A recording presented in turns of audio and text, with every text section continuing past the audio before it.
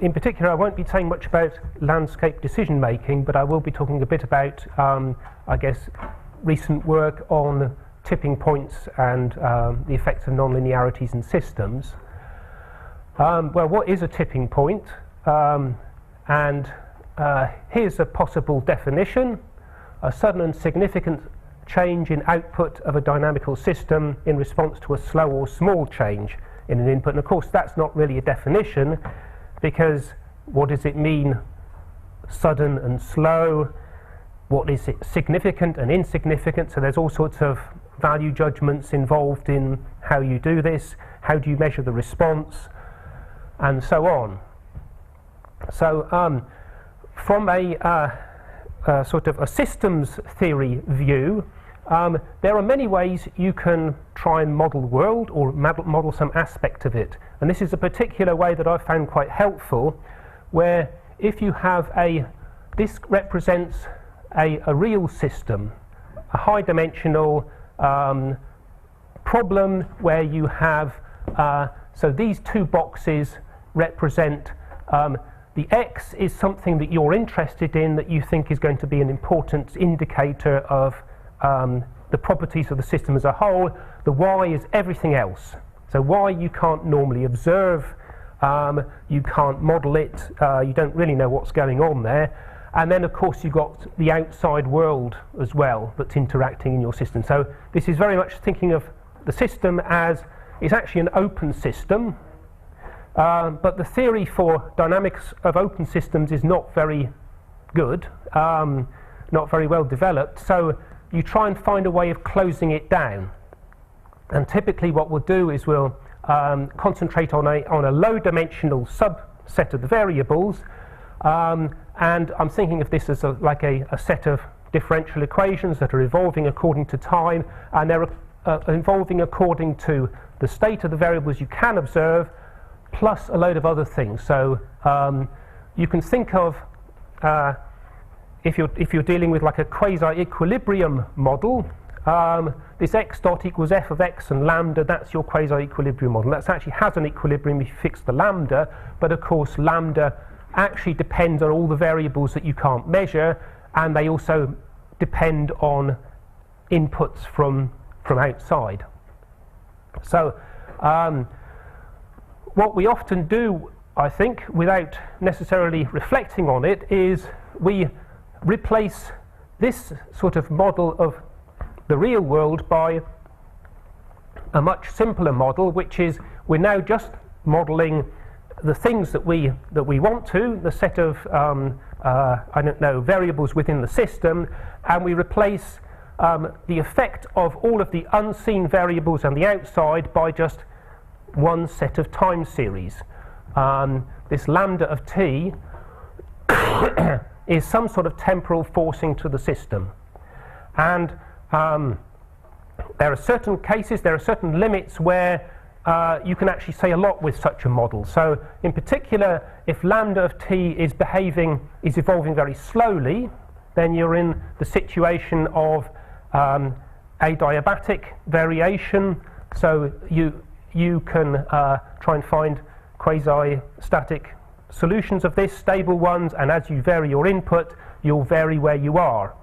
On the other hand, if lambda is very fast time scale but sort of stationary in its behavior, you can do averaging, and you can view this as like a stochastic perturbation of the system. And the really interesting thing happens when these timescales here start to interact with the timescales within the system.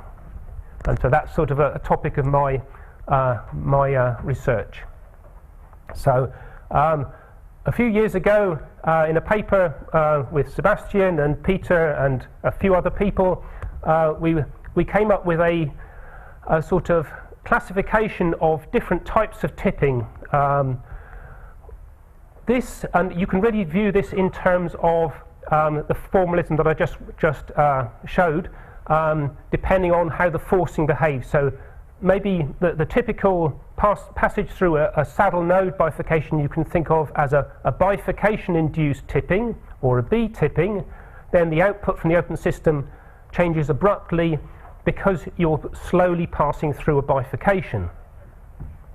Then you have noise-induced tipping, which is maybe you don't have a bifurcation there at all, but because of stochastic fluctuations in this forcing signal, you get pulled out of the basin of one of your attractors and you end up in another one.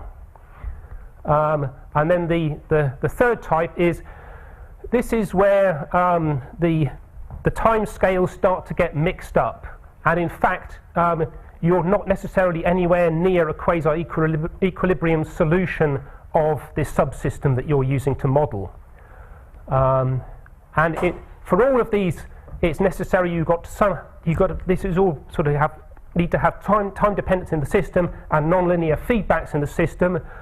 Not much more. For example, you don't need to have multi-stability in such systems to find rate-induced tipping. And well, these are very much, I'd say, stylized facts in the sense of economics. So you never actually see any of these in practicality, but in a real system you'll see some combination, and you may find them sort of a useful way to classify the types of behavior. So in preparing for this, I thought I would look up a little bit about what sort of studies are there of tipping in the landscape. So I went onto Google, and that was the first one I came up with. That was the second one. So I thought, yeah, Google's not going to be much help here.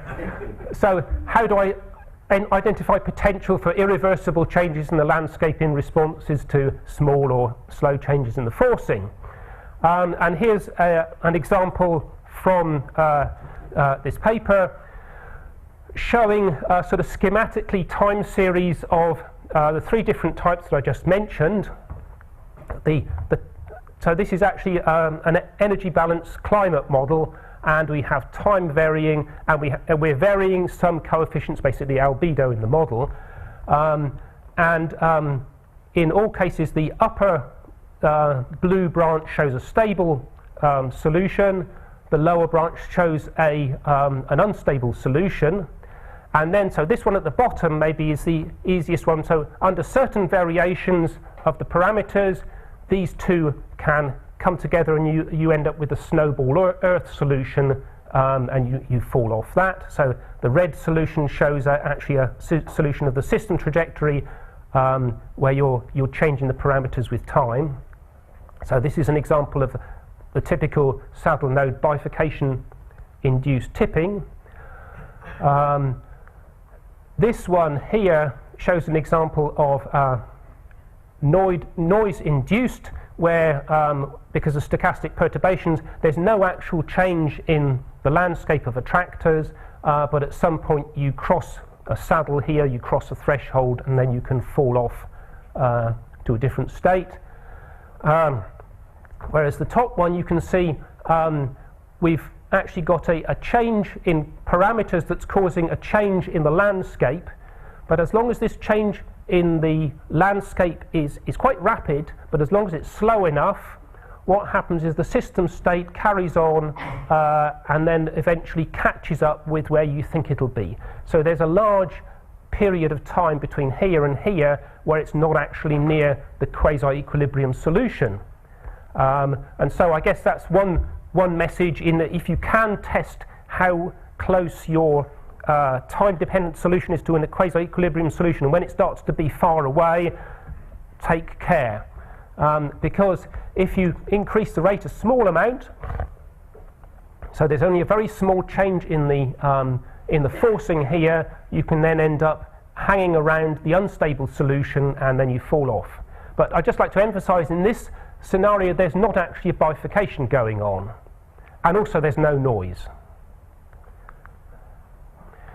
So a few theoretical tools. So these are just sort of the sort of tools that I'm using: slow passage through bifurcation, escape time theory, non-autonomous dynamical system theory. In particular, the concept of pullback attractors I think deserves more use in practice, and multiple timescale analysis.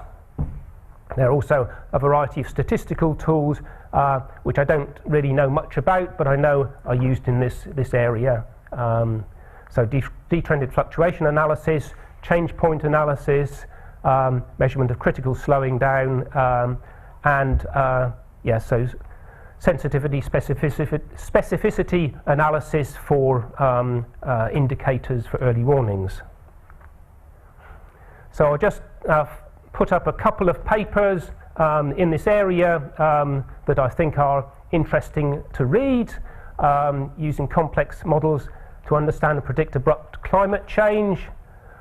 And here's another one, transitions between pattern states and vegetation models for semi-arid ecosystems from the last few years. And if anyone finds things that are interesting in there that they want to talk to me about, I'd be very interested to chat. So now the last bit of the talk, I want to talk more about this rate-dependent effects in tipping and the existence of threshold rates. And it seems to be there's a number of not necessarily intuitive effects can appear in this case. So here's a particular example from a paper from last year, where we were looking at a tipping between for a non-autonomous system where we perturb the parameters such that we pass from a bifurcation diagram with just one equilibrium state to one with three equilibrium states where you have two stable states and an unstable state in between.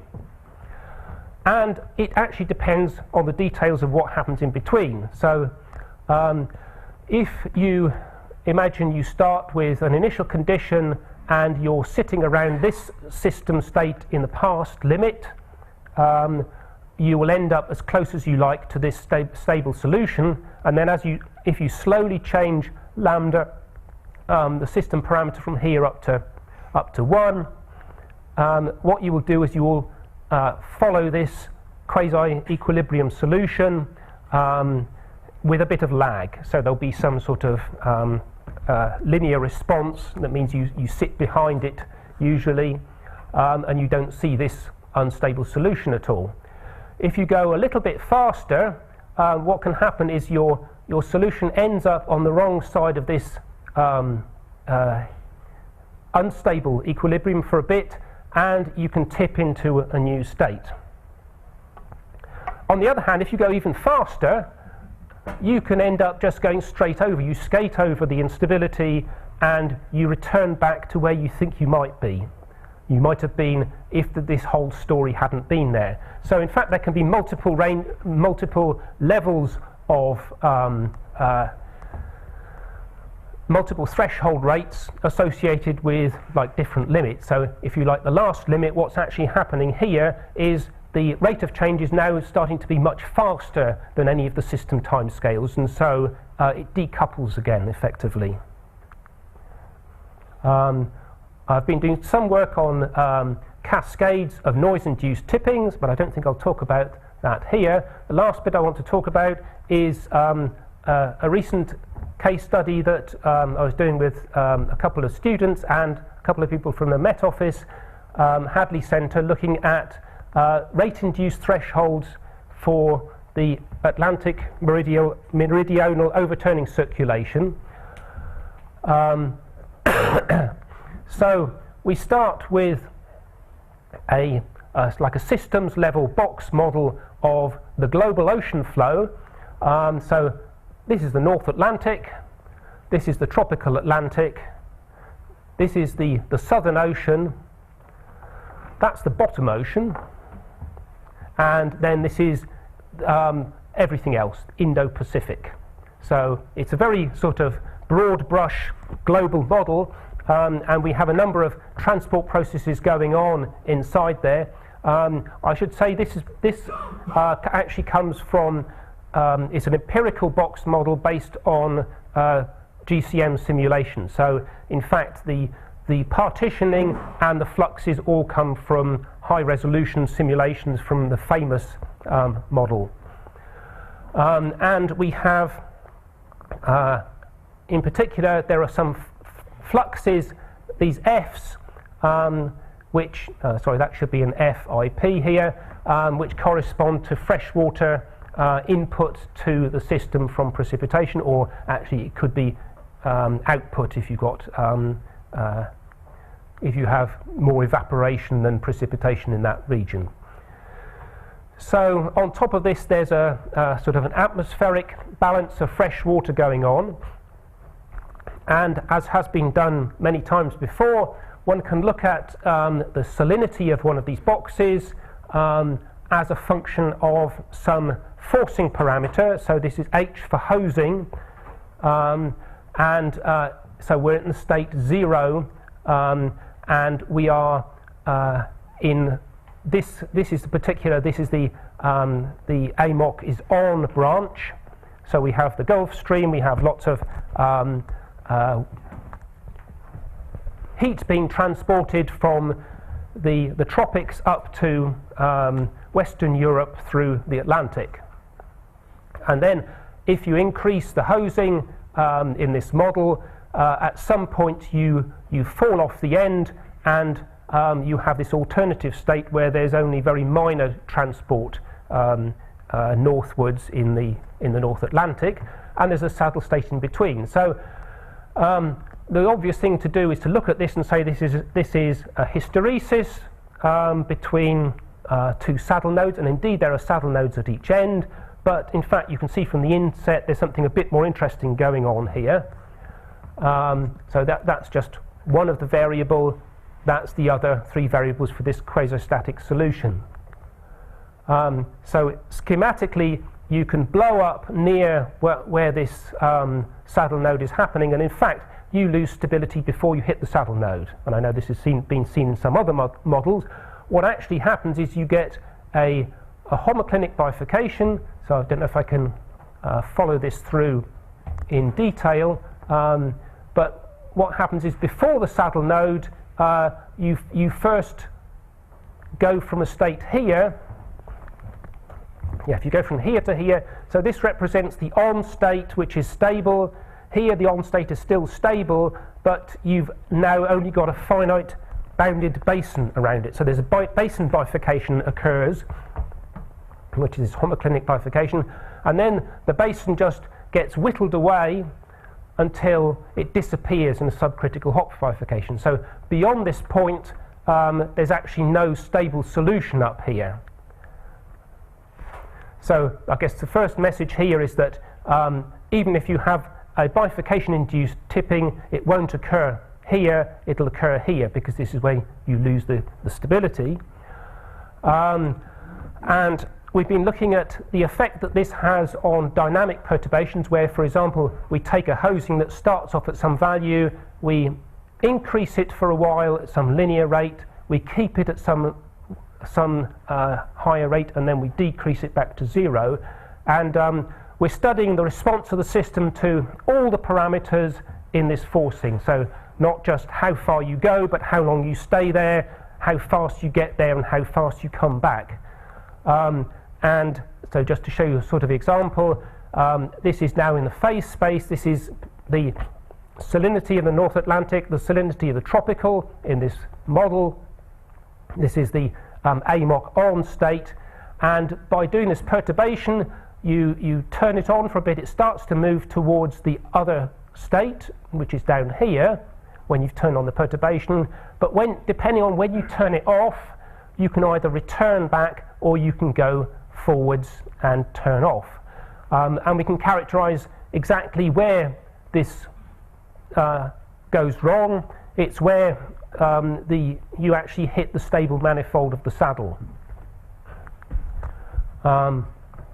So I'll just show a couple of movies, I hope. Yes, so this shows an example of a simulation where we're passing through this, we're sort of increasing the forcing time as this goes forwards, and it shows here in phase space and right in the bifurcation diagram what's happening. So this is sort of what you might expect. I'll run that again. Maybe if we start here. So as it turns on, the location of the quasi-static equilibria changes, but then when you turn it off, you've managed to end up on the safe side of the stable manifold of the saddle. If we change this a small amount,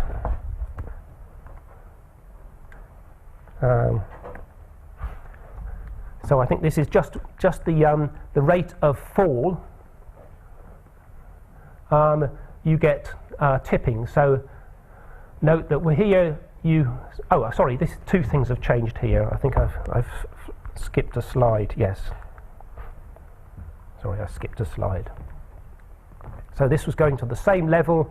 So you're still, you haven't passed the instability, but looking at this bifurcation diagram, you'd expect it to go back up. It doesn't. And that's because this bifurcation diagram is just a projection into one of the dynamic variables of what's going on in 2 dimensions. I'll just show that again. So if we look at what's happening here, so you've actually ended up on the wrong side, but you don't change back fast enough to get back on the right side.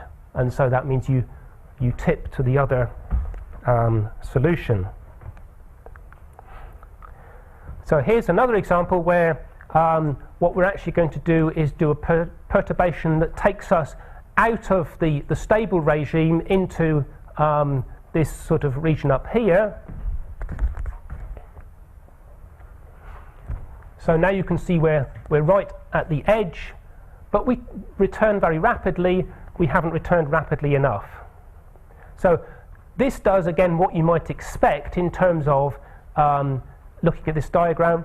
We've gone beyond the region of stability, and we've ended up tipping to the other side.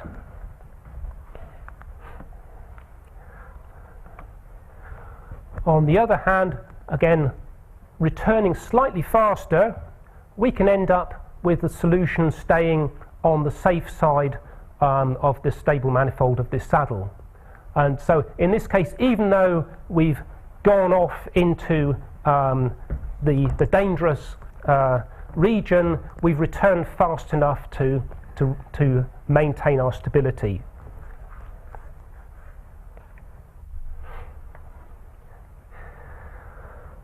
Okay, there are quite a few mathematical challenges still in here to generalize a lot of this to cases where the attractor is not just equilibria.